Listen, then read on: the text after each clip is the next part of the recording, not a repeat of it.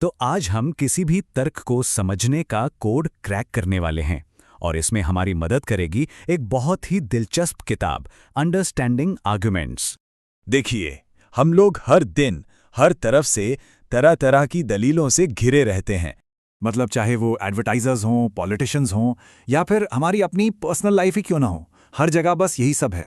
और दावों की ये जो लगातार बमबारी है ना, ये कभी-कभी बहुत कंफ्यूजिंग हो सकती है। बिल्कुल एक ऐसी पजल की तरह जिसके टुकड़े ही टुकड़े बिखरे हों। तो सवाल ये है कि इस सारे शोर शराबे के बीच हम एक बेहतर थिंकर कैसे बने? चलिए इसी सवाल का जवाब आज ढूंढते हैं। तो सबसे पहला कदम है ये समझना कि हम आखिर ढूंढ क्या रहे हैं। और यकीन मानिए, ये जितना मुश्किल लगता है उससे कहीं ज्यादा आसान है। देखिए, तर्क का मतलब लड़ाई झगड़ा नहीं होता। ये तो बस कुछ वजहों का एक सेट है जिसे हम प्रेमिसेस कहते हैं, जो मिलकर एक फाइनल पॉइंट यानी कंक्लूजन को सपोर्ट करते हैं। जैसे इन 3 स्टेटमेंट्स को देखिए। अकेले अकेले देखें तो ये सिर्फ कुछ फैक्ट्स की लिस्ट है, लेकिन जैसे ही हम इसमें चूंकि जैसा एक छोटा सा शब्द जोड़ देते हैं, सब कुछ बदल जाता है।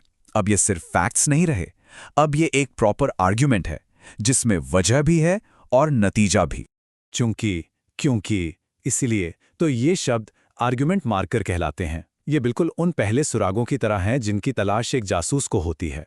अच्छा, अब यहाँ एक और बहुत मजेदार बात आती है, वो ये कि हर आर्ग्यूमेंट का मकसद एक जैसा नहीं होता। कुछ आर्ग्यूमेंट्स होते हैं जस्टिफिकेशन के लिए, मतलब किसी बात को सही साबित करने के लिए सबूत देना, और कुछ होते हैं एक्सप्लेनेशन के लिए, यानी ये बताने के लिए कि कोई बात सच क्यों है। इसको एक मिसाल से समझते हैं। अगर कोई पूछे कैसे पता कि ये फ्लैगपोल 35 फीट लंबा है और जवाब में फ्लैगपोल कंपनी की रसीद दिखा दी जाए, तो ये हुआ जस्टिफिकेशन। ये यकीन करने की एक वजह है। लेकिन अगर सवाल हो ये फ्लैगपोल 35 फीट का ही क्यों है और जवाब मिले क्योंकि राज्य का कानून इतनी ही ऊंचाई की इजाजत देता है, तो ये है एक्सप्लेनेशन। इससे हमें सिचुएशन को समझने में मदद मिलती है। तो आर्ग्यूमेंट का मकसद जानना बहुत बहुत जरूरी है। चलिए अब अपने अगले टूल की तरफ बढ़ते हैं, और ये है भाषा को एनालाइज करना। क्योंकि याद रखिए, शब्दों से बड़ा कोई सबूत नहीं होता। जब भी हम कुछ बोलते हैं ना, तो हम एक स्पीच एक्ट करते हैं। मतलब हम सिर्फ शब्द नहीं बोल रहे होते, बल्कि हम उन शब्दों से कुछ कर रहे होते हैं। जैसे वादा करना, सवाल पूछना या कोई नतीजा निकालना।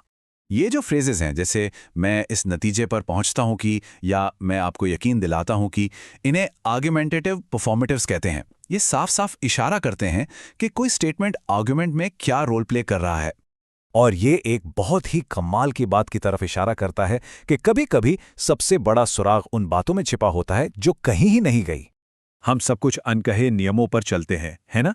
अगर कोई पूछता है टाइम क्या हुआ है, तो वो ये नहीं जानना चाहता कि हमें टाइम पता है या नहीं। वो असल में टाइम पूछ रहा है। एक अच्छा जवाब इस छिपे हुए मतलब को समझता है। तो हमने सबूत इकट्ठे कर लिए, टेक्निक्स भी सीख ली। अब वक्त है अपनी आर्गुमेंट डिटेक्टिव टूलकिट को एक साथ लाने का।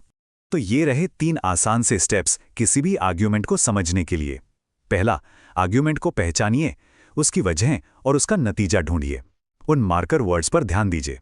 दूसरा, उसका मकसद पता लगाइए। क्या वो कुछ साबित करना चाह रहा है या कुछ समझाना?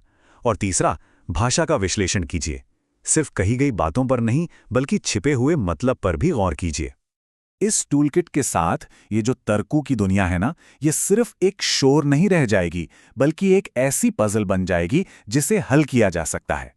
तो अब सवाल यह है कि सबसे पहले किस तर्क की छानबीन की जाएगी?